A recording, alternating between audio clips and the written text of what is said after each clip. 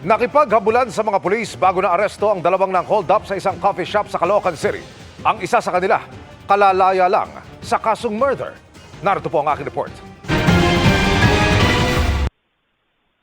Pasado alas 11 kagabi nang maganap ang hold upang ito sa isang coffee shop sa Caloocan. Pagpasok ng dalawang suspect, pinuntirya agad nila ang dalawang babaeng customer. Nang makuha ang kagamitan ng mga biktima, nagmadali nang lumabas ang isang hold upper. Ang kanyang kasama, tinumbok naman ang kahera at tinangay ang kita sa kaha.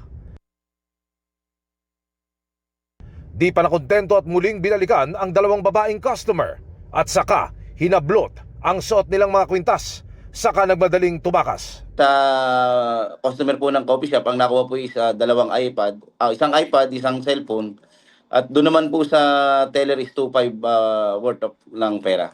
Pero paglabas ng mga suspect, Habang nagpapatrol po yung mga tropa po natin kasama ang mga barangay, nakarinig po yung tropa natin na may sumisigaw na yun nga po na may nang-hold up po sa kanila.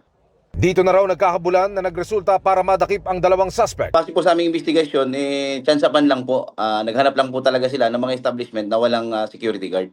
Na-recover sa isa sa mga suspect ang isang submachine gun. May kaso po siyang murder noong 1996 at nakakalabas niya lang po ngayong 2025. Sinusubok pa naming makuna ng panig ang mga inaresto. Para sa GMA Integrated News, Emil Sumangil, nakatutok 24 oras.